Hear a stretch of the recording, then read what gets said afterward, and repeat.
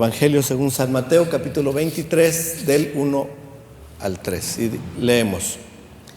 Dice: entonces habló Jesús a la gente y a sus discípulos diciendo: en la cátedra de Moisés se sientan los escribas y los fariseos. Así que todo lo que os digan que guardéis, guardadlo y hacedlo. Mas no hagáis conforme a sus obras, porque dicen y no hacen. ¿Qué tal si inclinamos nuestros rostros? Vamos a orar para que sea el Señor quien nos enseñe esta mañana lo que Él quiere hablarnos a nuestro corazón. Entonces vamos a inclinar nuestro rostro. Oremos. Te damos gracias, Dios, por permitirnos en esta mañana nuevamente estar reunidos con nuestros hermanos y estar dispuestos a escuchar tu palabra, a oír tu voz, pero sobre todo, como hemos reflexionado durante la alabanza, a no ser solamente oidores, pero sobre todo que seamos obedientes, como Abraham, que oía la voz de Dios y obedecía.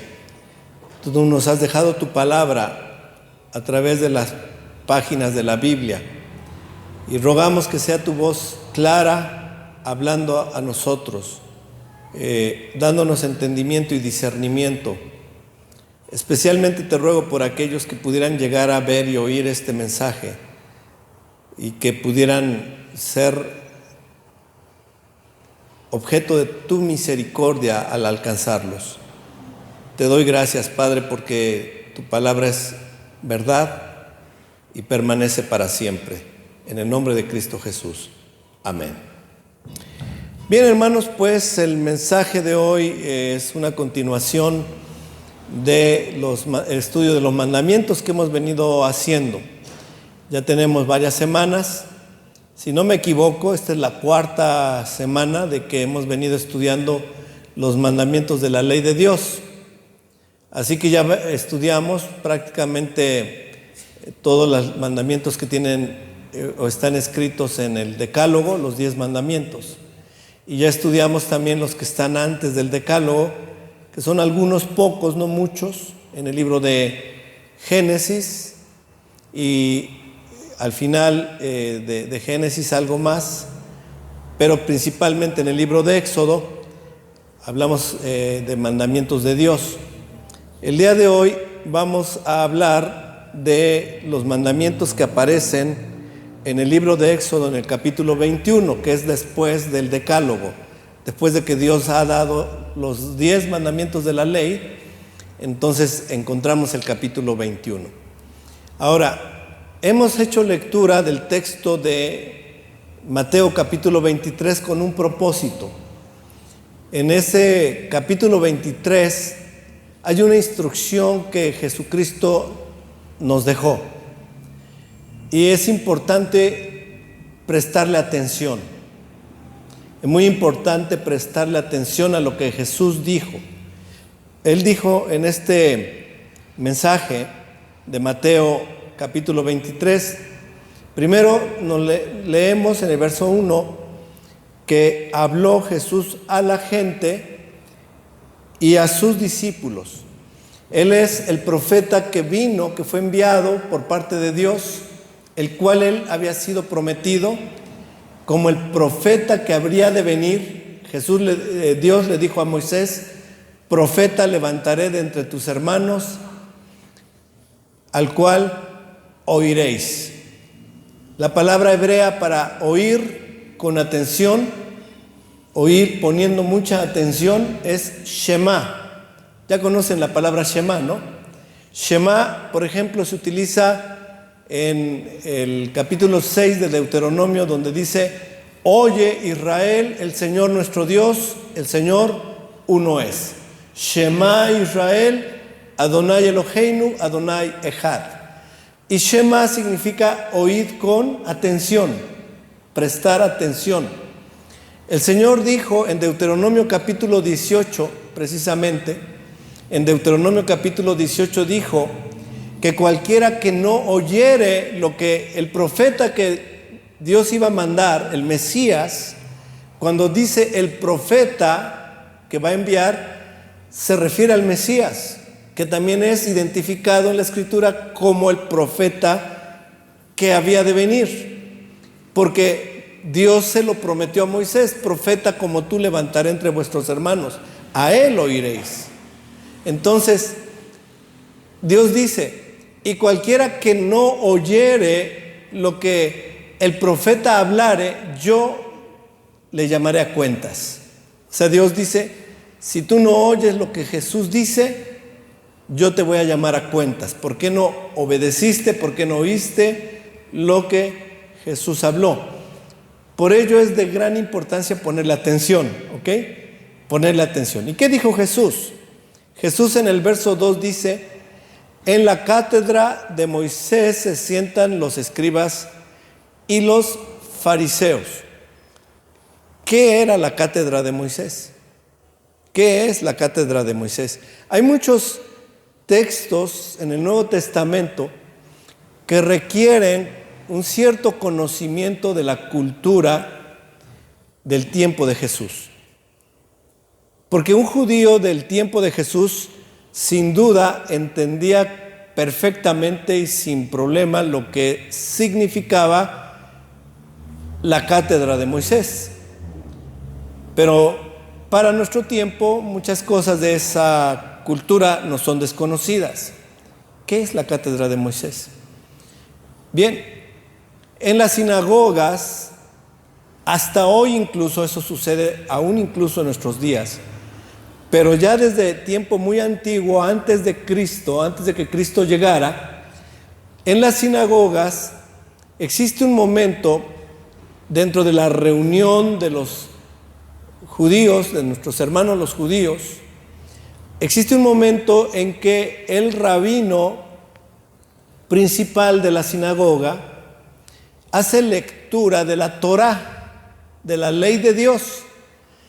La lectura semanal es una porción que cada semana se lee. Y siempre es la lectura de la Torá. No se lee en ese momento otra cosa que no sea la Torá, la ley. Más adelante también se leen porciones de los profetas o otras porciones de la Escritura. Pero justo en ese momento solo se lee la ley de Moisés. Y el rabino lee y tiene que ser muy cuidadoso al leer, porque él no puede añadir ni quitar palabra alguna de la lectura que va a hacer. Y incluso utilizan una especie de señalador que ellos tienen, que tiene una pequeña mano, para ir leyendo cuidadosamente las palabras de la ley de Dios. A esa lectura se le llama la cátedra de Moisés, el Shabbat, en el día de reposo dentro de la sinagoga. Es la lectura de la ley de Dios. Y lo que el Señor nos está instruyendo a nosotros, nos está diciendo esto. Porque llamó al pueblo y a sus discípulos. ¿Alguno de ustedes es discípulo de Jesús? Levante la mano. ¿Quién es discípulo de Jesús? Muy poquitos. Si usted no es discípulo de Jesús, no es de él. A ver, otra vez. ¿Usted es discípulo de Jesús? Sí, ¿verdad? Todos queremos ser de él. Ok. Dice que llamó a los discípulos, entonces también es para usted. Y les dijo: en la cátedra de Moisés se sientan los escribas y fariseos. Ya entendieron lo que es la cátedra, la lectura de la ley. ¿Ok? Y agrega: así que todo lo que os digan que guardéis, guardadlo y hacedlo. ¿Qué es lo que se debe guardar y hacer? Todo lo que durante la lectura de la ley el que está leyendo lo lea, leyendo la ley, sin añadir y sin quitar. Hay cuestiones de la ley de Dios que nos cuestan trabajo, como que no se nos acomodan mucho, como que no son muy a nuestro modo de ver y a nuestra forma de pensar que nos fue dada en función de nuestro medio ambiente en el cual crecimos, nuestra cultura, nuestra forma de haber vivido, de haber experimentado nuestra vida, el haber recibido información desde la niñez y luego en la juventud y todo esto. Ya tenemos un cuadro, una estructura de pensamiento. Y hay cosas de la ley de Dios que salen de la estructura del pensamiento y que batallan en nuestra mente. La cuestión es que Jesús dijo: todo lo que os digan que guardéis, ¿qué debemos hacer? Guardarlo. Amén. Guardarlo y hacerlo. Los fariseos tenían tristemente la forma práctica de vida ajena a la ley. Leían la ley, conocían la ley, podían citarla de memoria. Si usted le dice a un fariseo, cita Deuteronomio del 1 al 10, se lo recita sin problema, sin ningún problema, porque la tienen de memoria. Si usted le dice a un fariseo, o le decía a un fariseo del tiempo de Jesús, recita Génesis capítulo 1 completo, no tienen problema. Se lo pueden decir, se lo podrían haber dicho sin problema de memoria, porque lo estudiaron desde muy pequeños y lo han aprendido, lo aprendieron. Ayer me tocó estar con los jóvenes en la iglesia y tuvimos un reto donde había un premio que todos querían ganarlo. Llevamos un premio para los jóvenes en esta reunión de jóvenes ayer.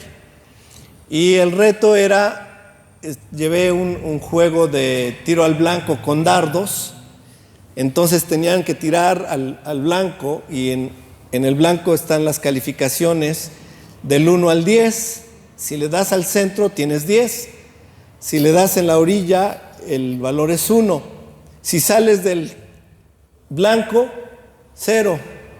Así que con los dardos sumaban su calificación. Pero al final de tirar tenían que decir ciertas respuestas bíblicas. Y si las contestaban, se les sumaba 5 puntos. No era mucho, pero se les sumaba.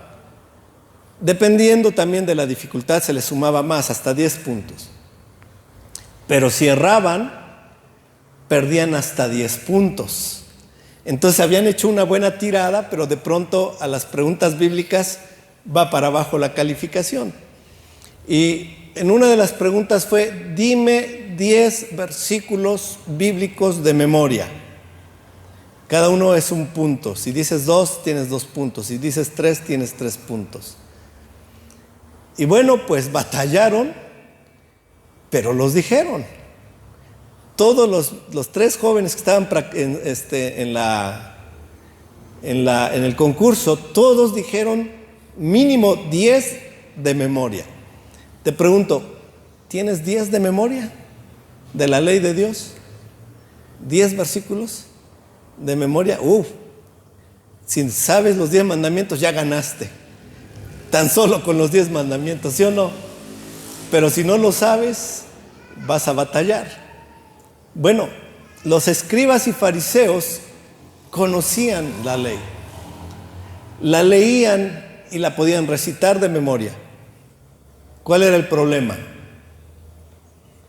Que decían, pero no hacían. Ese es el gran problema del hombre. El gran problema de la humanidad es que aunque conocemos los mandamientos de la ley de Dios, aunque los aprendamos de memoria, aunque los podamos recitar, decimos y no hacemos. Y el Señor exhortó a sus discípulos: no hagan como ellos, porque ellos dicen y no hacen. Así que con esto en mente vamos a leer la ley de Dios, ¿ok? ¿Con qué en mente? Que Jesús no quiere que digamos y no hagamos. Amén. Ahora, usted va seguramente a darse cuenta que los mandamientos de los cuales vamos a hablar hoy son, entre paréntesis, cosas que nosotros no hacemos. Hoy voy a hablar de algunos mandamientos que se llaman o los identifican como pecado capital. ¿Sí saben qué es un pecado capital? ¿Sí saben? Pecado capital es uno que, según la ley de Dios, merece la muerte. ¿Ok? Vamos a leer, pues, porque ustedes van a darse cuenta que al leer esta porción de la Torá, realmente estamos hablando de una porción bien difícil, que habla de pecados muy terribles, y van a estarse dando cuenta que en varias ocasiones dice: el que hizo esto morirá. Son pecados llamados pecado capital. Vamos a leer Éxodo capítulo 21, los versículos del 12, si no me equivoco, ok, en adelante. Ok. Éxodo 21, del 12 en adelante.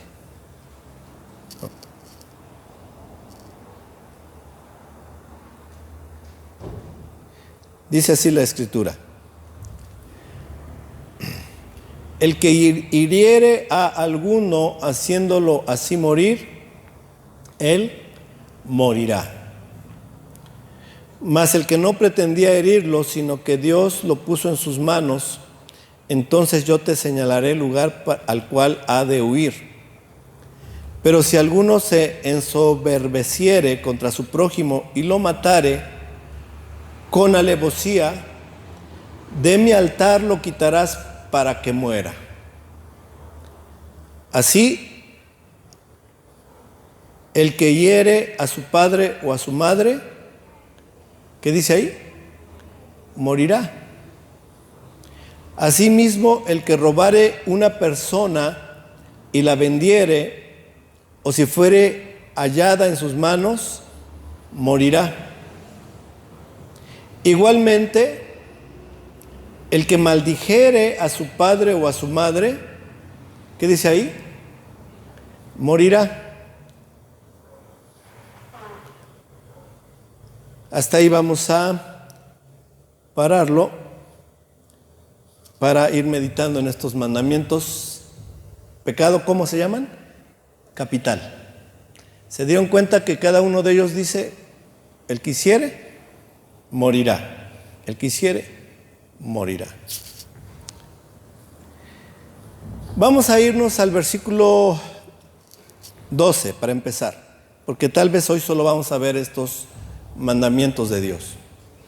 Dice: el que hiere a alguno haciéndolo así morir, él morirá. Ya en el Decálogo se había dicho el mandamiento de parte de Dios. ¿Qué dice el mandamiento de parte de Dios? Que es el sexto mandamiento. ¿Cómo dice el sexto mandamiento? No, ¿qué? No matarás. ¿Ok? Ya Dios lo había dicho. En el Decálogo, matar está prohibido. Pero lo que estamos viendo en este texto de Éxodo 21:12 es el castigo a la persona que asesina. Y dice el Señor que si el que hiere a alguno haciéndolo morir, él morirá. El castigo para el asesino es la muerte. ¿De acuerdo con quién? ¿Con la ley de quién? La ley de Dios, ¿no? La ley de Dios.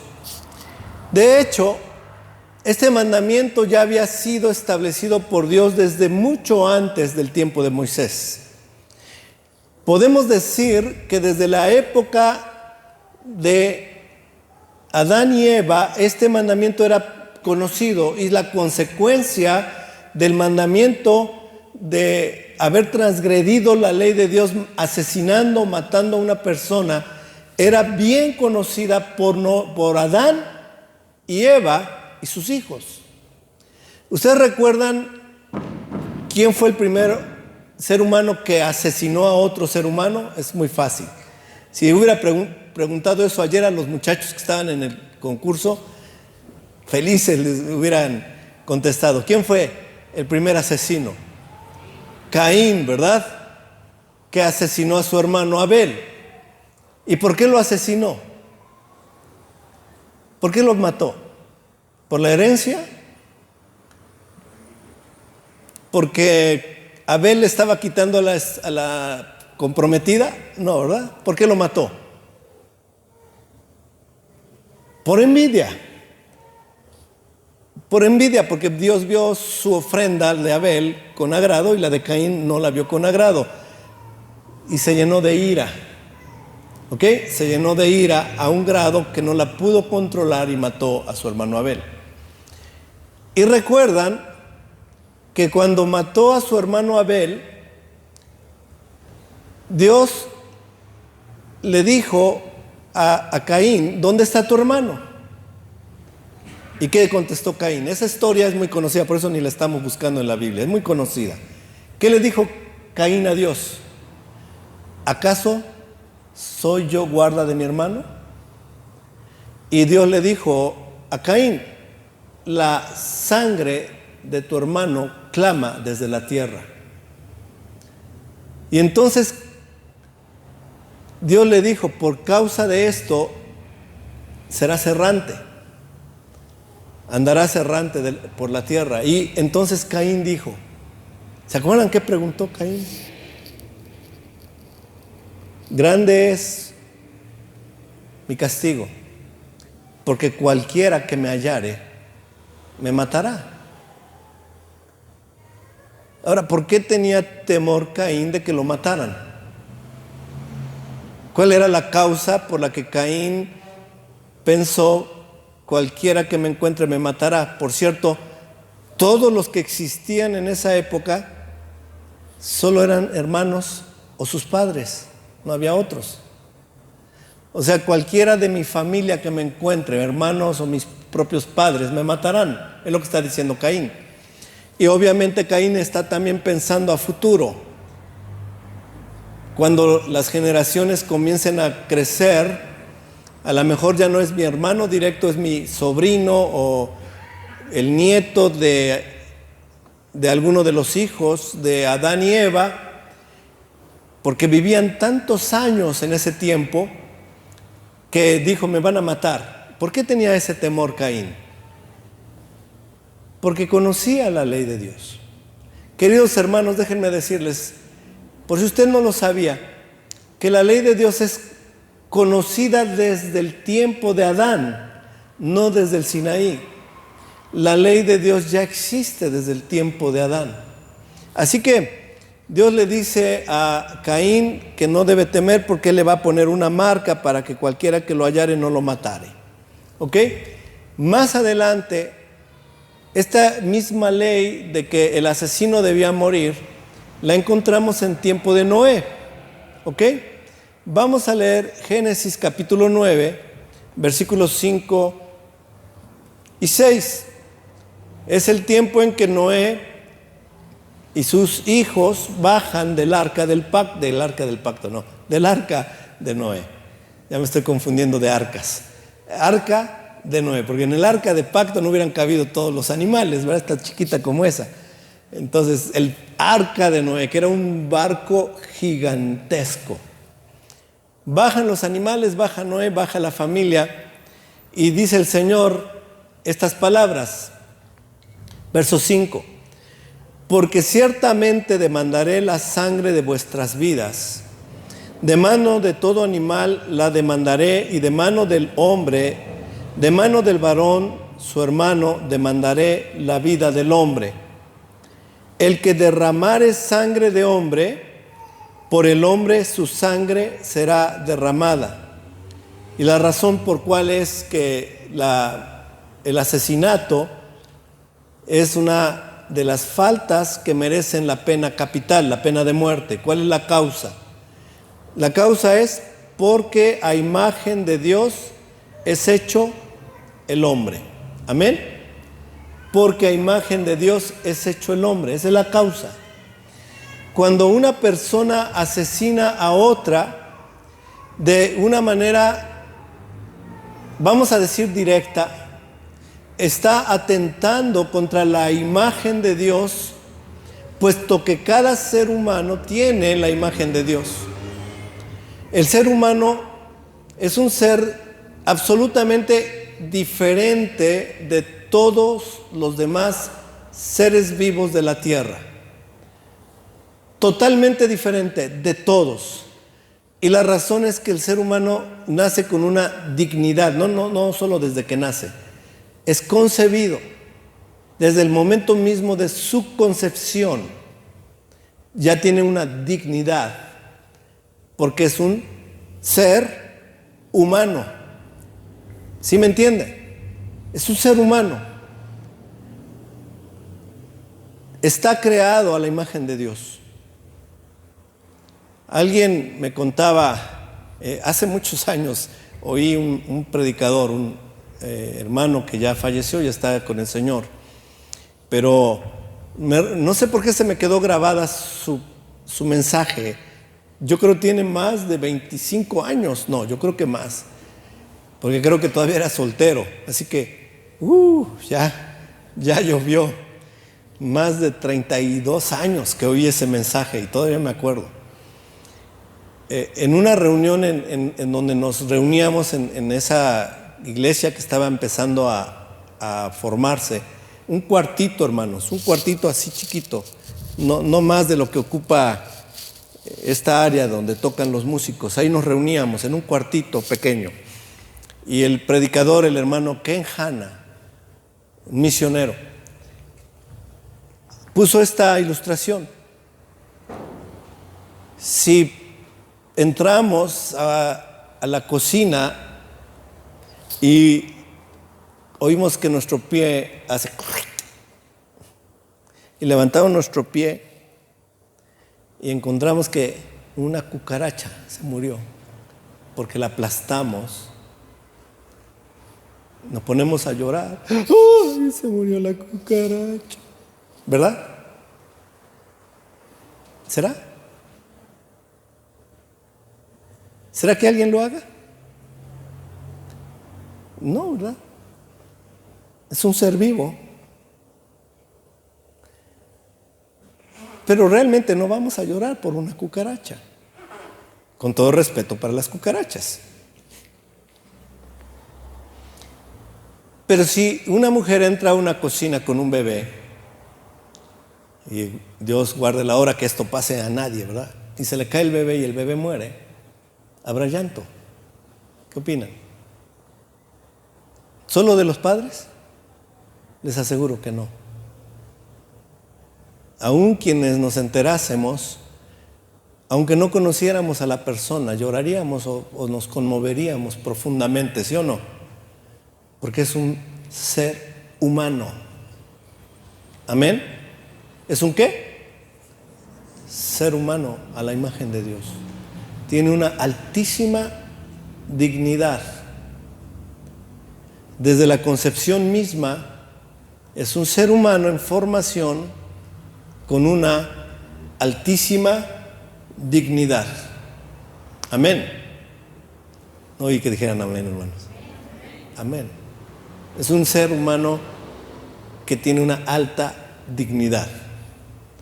Ustedes, cada uno, tiene la imagen de Dios. Cada uno de ustedes, cada uno. Aquí no tiene que ver nada, tamaño, color, raza, nada que ver, nada. Nada más por el puro hecho de que usted es un ser humano, es una persona altamente digna a los ojos de Dios. Altamente digna, no cualquier cosa. De veras, hermanos, altamente digna a los ojos de Dios. Merece todo el respeto. Usted merece todo el respeto. Todo. Yo no puedo faltarle al respeto para nada. Ni nadie puede faltarle a usted el respeto para nada. Y vamos a verlo. Ahorita lo vamos a ver en la Biblia. No estoy añadiendo a la palabra, estoy solo hablando de lo que la palabra nos dice. Así que el atentar contra la vida de un ser humano, aún en el vientre de su madre, genera que Dios demande el castigo de quien mató. El que hizo esto, él morirá. Lo dice la Biblia. Ahora, hay una cierta confusión, amados hermanos, en el sentido de que ¿quién aplicará el castigo? No nos toca a nosotros. No somos nosotros ni jueces ni verdugos. Le toca la única instancia que tiene la atribución bajo Dios de tomar una vida es el Estado. El Estado bajo Dios, en obediencia a Dios, puede tomar esa atribución. Pero si no es el Estado, no lo hace. Ningún ser humano lo puede hacer. Solo Dios. Él es el que dijo, yo llamaré a cuentas. Amén. Yo llamaré a cuentas. Es Dios. También no debo dejar de decir en este momento tan, digamos, difícil del mensaje, que Dios es infinitamente misericordioso e infinitamente justo. No dejará por inocente al malvado, obrará en consecuencia. Pero es infinitamente misericordioso que si confesamos nuestros pecados, Él es fiel y justo para, ¿qué? Perdonar nuestros pecados. Aunque nuestros pecados fueran como el carmesí, cuando Cristo nos perdona, nos deja totalmente blancos como la lana o como la nieve. Amén. Así que la misericordia de Dios está disponible siempre. Siempre. Para el que se arrepiente. Amén. Entonces, primer paso de la lectura de esta ley: el que hiera a alguno haciéndole morir, él morirá. Ahora vamos a ver lo que Jesús nos narra acerca de este mandamiento. En Mateo, Evangelio según San Mateo, capítulo 5, versículo 21. Jesús va a citar Éxodo 20:30. ¿Por qué no vemos primero Éxodo 20:30? Donde se da el mandamiento. El mandamiento, ¿cómo dice? ¿Lo leemos todos a la de 3? 1, 2, 3. No está listo ahí. Éxodo capítulo 20, verso 13. 20:13. Por eso no lo estaban listo, pero es cortito, es muy fácil de recordarlo. Algunos chicos ayer,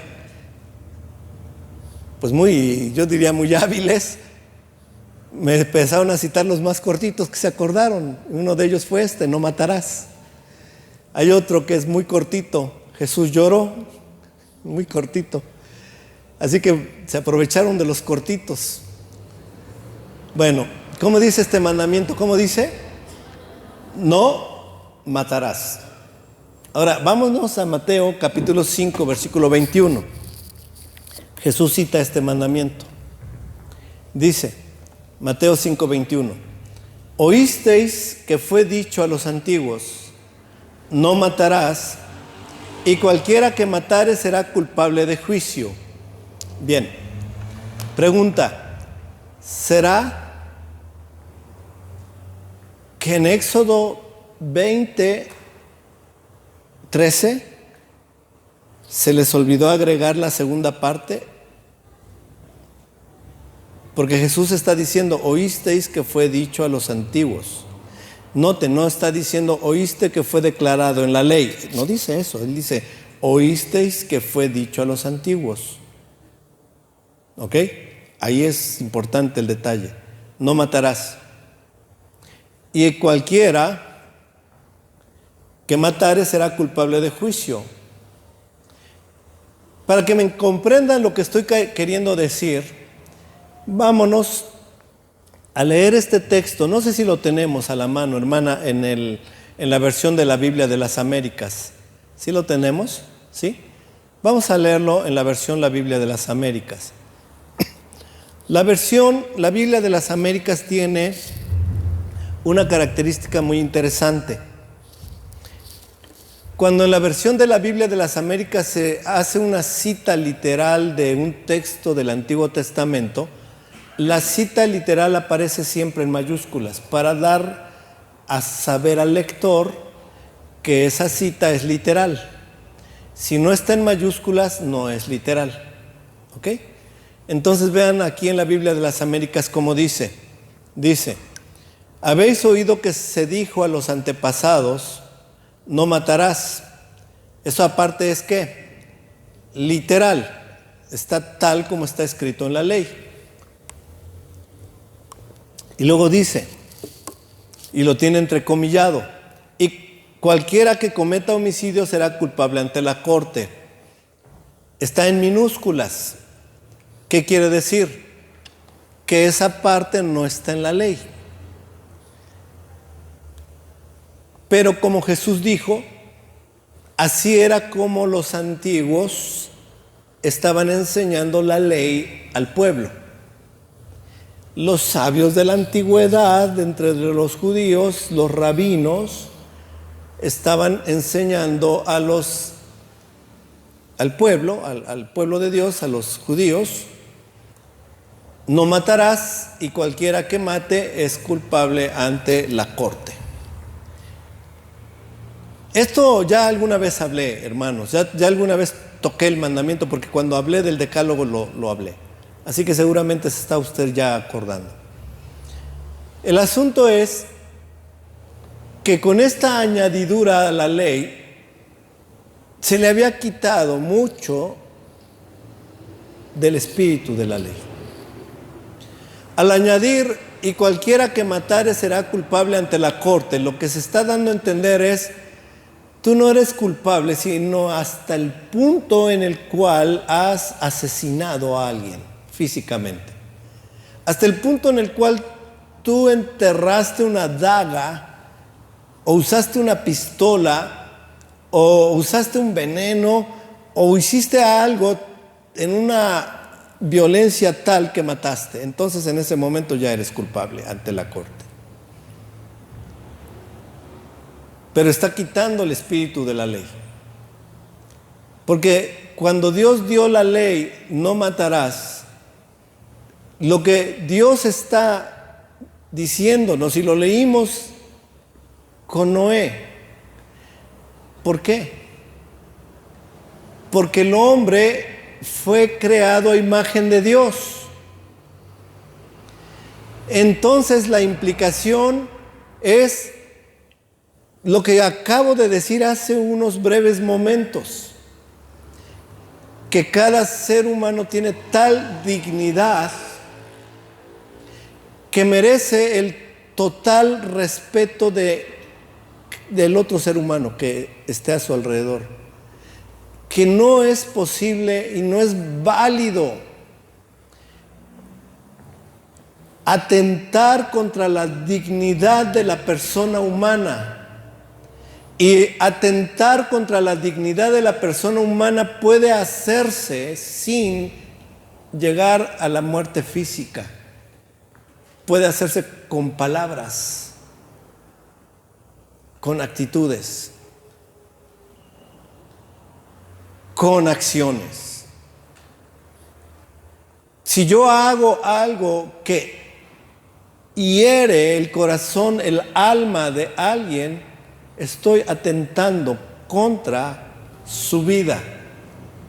Estoy dañando su vida. Hermanos, vean lo que Jesús dijo para entenderlo bien. Ahí mismo, en Mateo 5, ahora el verso 22. Pero yo os digo que cualquiera que se enoje contra su hermano será culpable de juicio, y cualquiera que diga necio a su hermano será culpable ante el concilio, y cualquiera que le diga fatuo quedará expuesto al infierno de fuego. Ofensas tales hacen culpable a la persona ya ante el concilio, ante la corte. Para poder entender un poquito mejor, hay que buscar las palabras cualquiera que se enoje, la palabra enojar, enoje, ahí. ¿Qué significa? Y también dice, y cualquiera que le diga necio a su hermano, ¿qué significa necio? Y cualquiera que le diga fatuo, estoy leyendo versión Reina Valera, le diga fatuo, ¿qué significa fatuo? Es una palabra que ni siquiera usamos, ¿no? ¿Usamos fatuo? Ya no la usamos, es una palabra del español, por cierto, es de la lengua española, pero no la usamos. Por lo tanto, si no la usamos, nos es desconocido su significado. ¿Qué significa necio? ¿Qué significa fatuo? ¿Qué significa que alguien esté enojado? Enojar, ahí, en ese texto, significa encolerizar. Significa llegar a exasperarse. ¿Ok?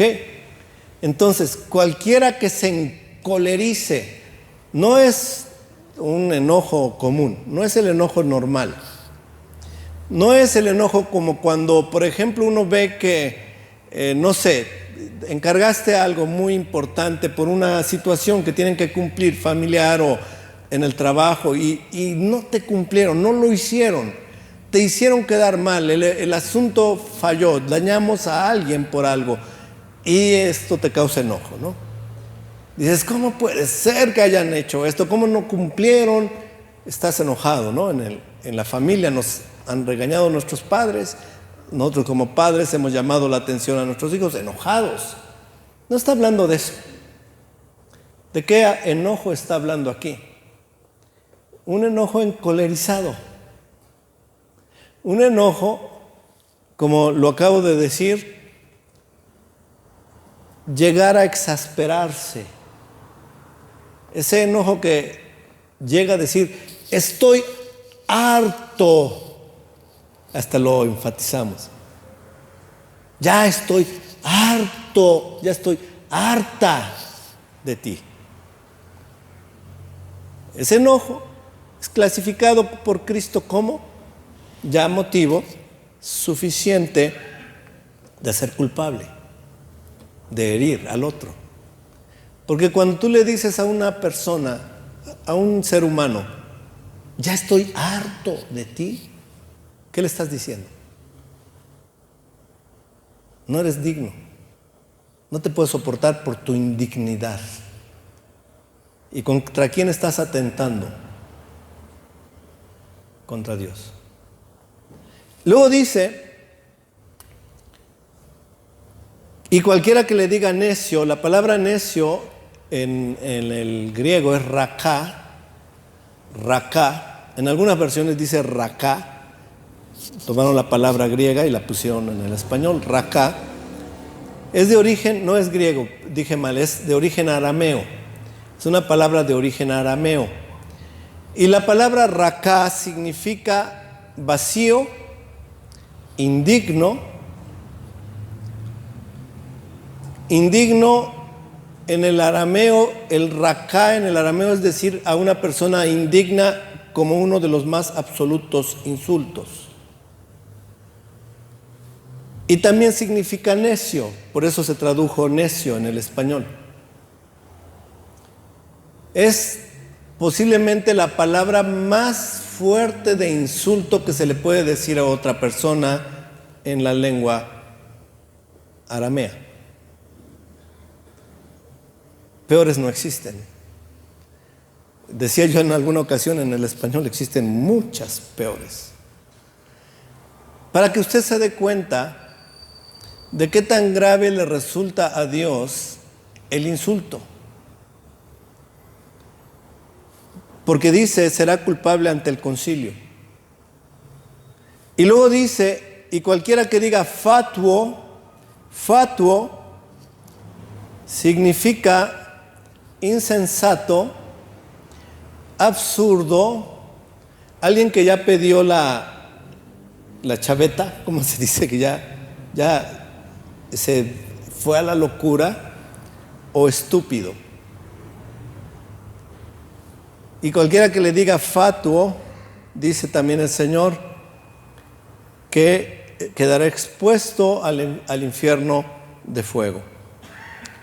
Como pueden notar, queridos hermanos, el asunto de la dignidad humana es tomado por Dios de un valor demasiado importante.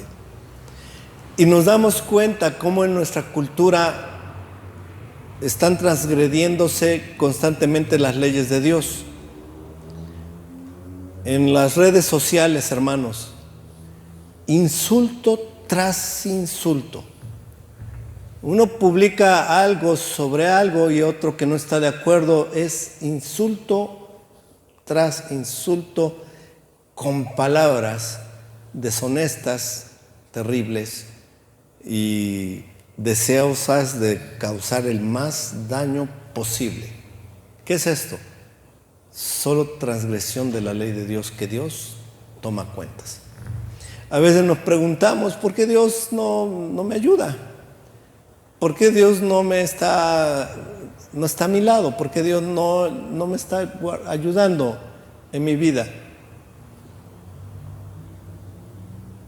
Pues necesitas leer, por ejemplo, Deuteronomio 28, ¿no? Dice, si guardas mis mandamientos, yo te bendeciré. Multiplicaré tu pan, multiplicaré tu alacena, tu canasta.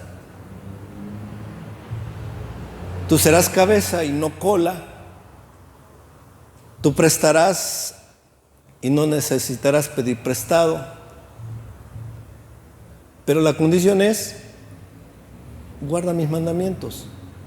Y en cosas tan elementales como esta, de tener un respeto total y absoluto por la dignidad humana, fallamos. Hasta con apodos ofensivos, con palabras ofensivas, fallamos. Y de veras nos preguntamos, ¿por qué no me bendice Dios? Pues hermano, te puedo decir que si tú guardas los mandamientos de Dios, oyes la voz de Dios y pones por obra y la guardas, te aseguro, va a empezar a cambiar la situación, va a empezar a cambiar. Pero necesitamos escribir la ley en nuestro corazón. Amén. Necesitamos escribir la ley de Dios en nuestro corazón y convencernos. Ahora, ustedes saben perfectamente, hermanos, que no tiene la implicación de que, puesto que no debo ofender a nadie, entonces cuando esa persona comete un pecado no debo decir nada, pues no se me vaya a ofender. No es eso, no. Dios nunca enseña eso. Ya leímos alguna vez la ley que dice, si tu hermano peca, tú podrás reprenderlo, pero no incurras en pecado a causa de ello. Amén.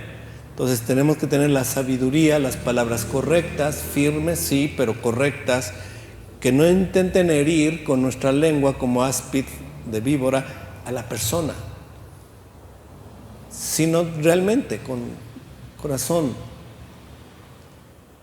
amoroso, tierno, que busque su recuperación.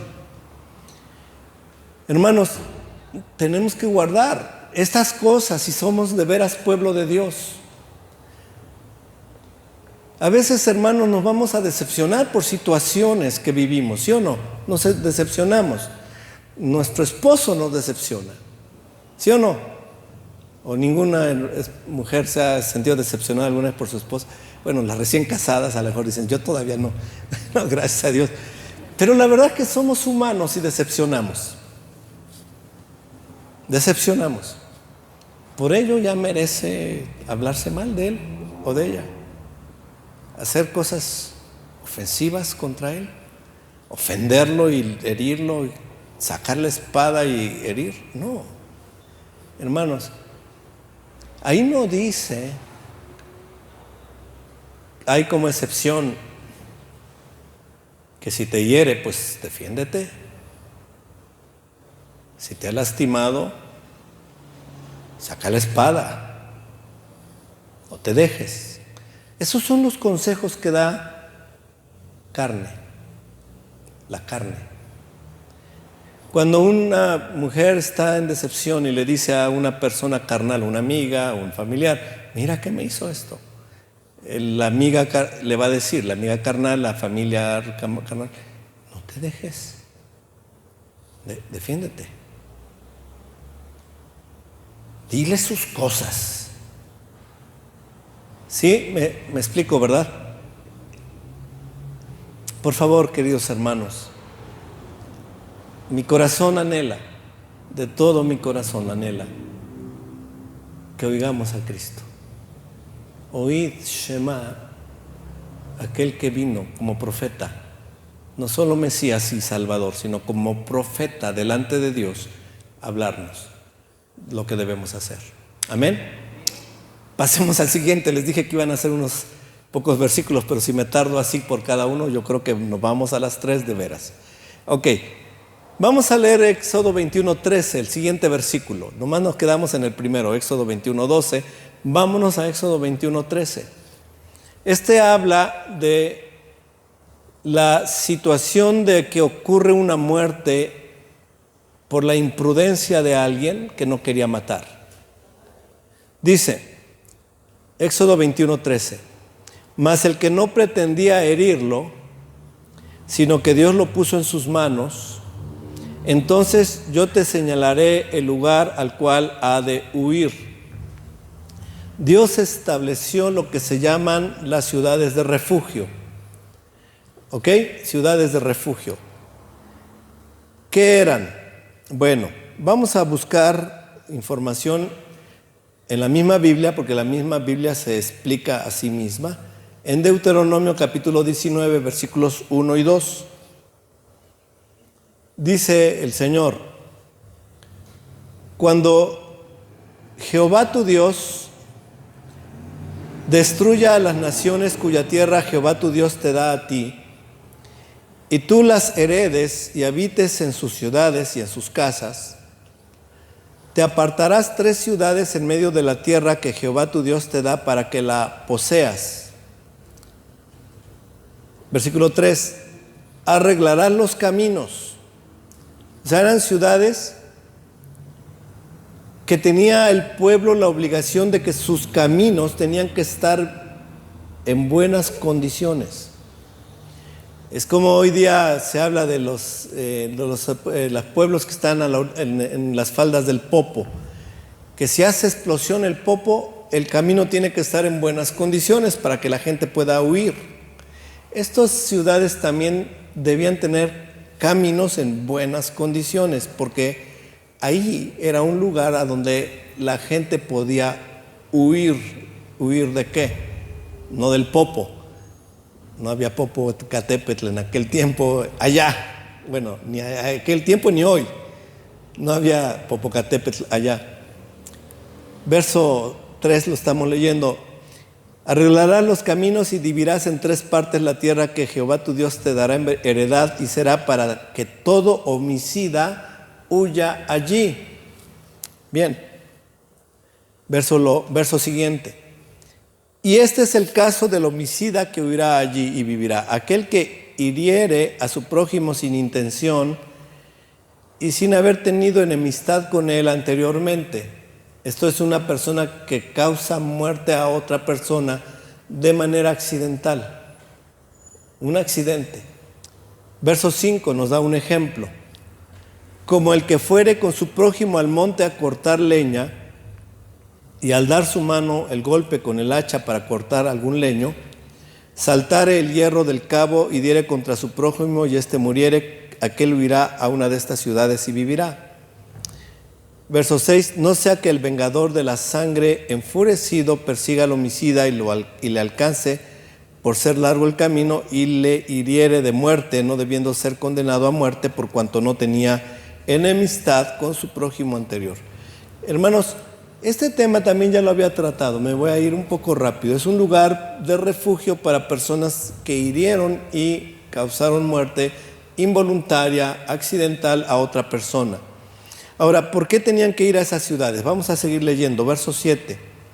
Por tanto, yo te mando diciendo, separarás tres ciudades.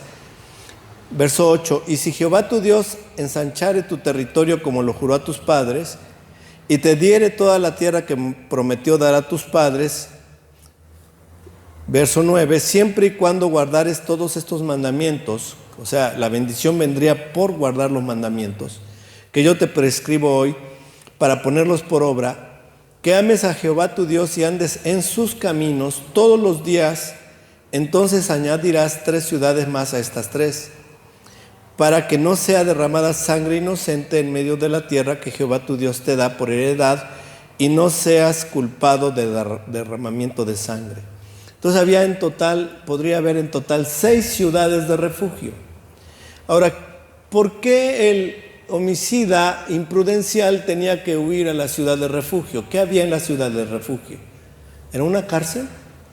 No, no era una cárcel, era una ciudad con todos los servicios como cualquier otra ciudad. Pero el homicida iba ahí para que se investigara el hecho y los jueces minuciosamente vieran por qué y cómo sucedió para poder o no absolver de culpa a la persona que había huido a ese lugar. Pero mientras esto ocurría, la Escritura nos dice que en esas ciudades eran habitadas por los levitas. Vámonos a Números capítulo 35, verso 6. Números 35, 6 dice, y de las ciudades que daréis a los levitas, 6 ciudades serán de refugio. Ahí están las ciudades de refugio, las 6 ciudades dentro del territorio de Israel, las cuales daréis para que el homicida se refugie allá. Vean, para que no haya ninguna interpretación errónea, son las mismas ciudades de refugio de las que habló Deuteronomio. Y además de estas daréis 42 ciudades a los levitas, ¿verdad? Segunda de Crónicas 31:4 más bien. Segunda de Crónicas 31:4. ¿Qué hacían los levitas? Hoy día se tiene un concepto erróneo del levita. Se dice, es un levita porque está en la alabanza. Pero no tiene nada que ver con el ministerio de los levitas.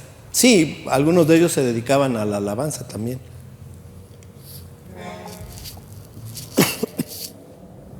Pero veamos lo que dice Segunda de Crónicas 31:4. Mandó también al pueblo que habitaba en Jerusalén que diese la porción correspondiente a los sacerdotes y levitas, para que ellos se dedicasen ¿a qué? A la ley de Jehová. Los levitas eran los encargados de instruir la ley. Una persona que cometió una muerte accidental tenía que ir a la ciudad donde estaban los que se encargaban de instruir la ley al pueblo. Era como, puesto que no entiendes bien la ley, puesto que debiste haber tenido todo el cuidado, toda la precaución y tomar todas las medidas posibles para evitar un accidente, puesto que no lo hiciste, ve a la ciudad de refugio, ahí te van a instruir, a conocer la ley. Amarás a tu prójimo como a ti mismo. Y no vas a hacer algo que ponga en peligro la vida de tu prójimo, nada. Si excavas un pozo, lo tapas. Si pones ladrillos que se pueden caer, los amarras. Si hay un fuego prendido y una olla ahí, pones protección. Si cualquier cosa. Amén, hermanos. Entonces de eso se trataba. Vámonos rápido, ya quiero terminar el siguiente versículo, versículo 14. Dice en el versículo 14, porque esto es porque alguno que sí mató con intención podía huir a la ciudad de refugio. Pero una vez que se haya hecho la investigación, si la persona era culpable, no tenía derecho a refugiarse. Dice en el versículo 14, pero si alguno se ensoberbeciere contra su prójimo y lo matare con alevosía, de mi altar lo quitarás para que muera. Es decir, ni siquiera el altar servía de refugio para un asesino que lo hizo con intención. Verso 15. Con estos dos vamos a terminar. 15, me voy a saltar el 16 y me voy al 17. 15 y 17. El 15 dice, el que hiriere a su padre o a su madre, ¿qué dice? Morirá. Ahí no se refiere a herirlo para que muera o lo mate, quiero decir, sino más bien que lo hiera gravemente, poniendo en peligro su vida. El que hiere a padre o madre morirá. Aunque el padre o madre no muera, pero si hay una herida grave, el castigo que Dios impone es morirá. Pero no solo eso, vean en el versículo 17. Igualmente, el que maldijera a su padre o a su madre morirá. Maldecir al padre o madre a los ojos de la ley de Dios, a los ojos de Dios, ya es motivo suficiente para que sean culpables delante de Dios. ¿Quién decreta muerte? ¿Verdad que es fuerte? Ahora, algunos hermanos cristianos tienen la idea de que es que la ley de Dios así era muy fuerte, es un Dios de ira que está juzgando al hombre y castigando al hombre y siendo bien duro Dios. Pero cuando vino Cristo, eso cambió. Porque venido Cristo, vino la misericordia, vino la gracia, vino solo amor. Entonces, el que maldiga a su padre no se preocupa porque tiene el amor de Dios, no se preocupa porque tiene la gracia de Dios. ¿Qué es maldecir, por cierto? ¿Qué significa maldecir? Bueno, en un sentido literal es decir mal de alguien. De ahí viene maldecir, ¿ok? En un sentido más estricto es declarar palabras para el daño de la persona. Que te caiga un rayo, por ejemplo, ¿no? Que ojalá y te caigas en la calle, ojalá y te mueras. Salud. Ojalá y te mueras. Por ejemplo, ese es un maldecir. Ojalá y ya te mueras. ¿Ya me entendieron qué es maldecir? Ok. Hacer esto contra un padre o una madre se vuelve pena capital. ¿Sabían eso? Ahora, repito, algunos cristianos dicen, pero pastores, que eso ya es, por eso es antiguo pacto y ahora es nuevo pacto. Ya cambió. Vamos a ver lo que dijo Jesús. Vámonos a Mateo 15, versículo 3. Dice, respondiendo él, es decir, Jesús, estaba hablando con escribas y fariseos, les dijo, ¿por qué también vosotros quebrantáis el mandamiento de Dios por vuestra tradición? Verso 4. Porque Dios mandó diciendo, honra a tu padre y a tu madre. Ahora, hay muchas veces que ha habido mensajes de pastores en las iglesias citando este texto, pero curiosamente se detienen ahí y ya no leen el resto, porque el resto choca con esa concepción de que venido Cristo ya no hay problema. Cristo no es tan duro. Cristo es amor. Cristo puede decir, honra a tu padre y a tu madre, que es el lado bonito del mandamiento. Y por eso cuesta trabajo para algunos hermanos cristianos leer la segunda parte de este texto, donde Jesús está reclamando a escribas y fariseos por quebrantar la ley de Dios. Y cita la ley: honra a tu padre y a tu madre. Y ahora cita la otra parte de la ley: el que maldiga al padre o a la madre muera irremisiblemente. ¿Son palabras de quién? De Jesús. Mis queridos hermanos, si alguien merece, un ser humano cualquiera, cualquier ser humano, el que está pasando en la calle, cualquiera, merece todo el respeto por la dignidad que Dios ha puesto en él, puesto que es una persona hecha a la imagen de Dios. ¿Cuánta más honorabilidad y respeto merecen nuestros padres? Cuanto más debemos ser cuidadosos cómo hablamos con ellos. No está diciendo aquí, si tu padre fue bueno, si tu padre es cristiano, si tu padre y tu madre te educaron bien. ¿Verdad que no? Solo dice, honra a tu padre y a tu madre. Y cualquiera, el que maldiga al padre o a la madre, muera irremisiblemente. Son palabras de Jesús que solo está repitiendo la ley. Mis amados hermanos, de alguna manera, estos mandamientos que dijimos son pena capital, podemos darnos cuenta que pueden estar totalmente metidos en nuestro ámbito familiar, ¿sí o no?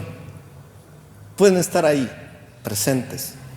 Cuando yo les dije, voy a hablar de pecados capitales al inicio de este mensaje, es muy probable que la mayoría de ustedes dijeron, los que hacen los homicidas, asesinos y secuestradores y todo. Por cierto, me salté el de los secuestros, ahorita lo termino, para terminar completo.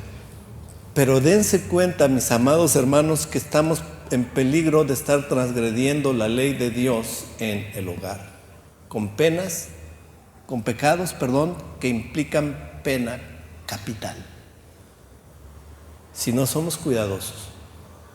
¿Amén? ¿Debemos ser cuidadosos? Sí, muy cuidadosos.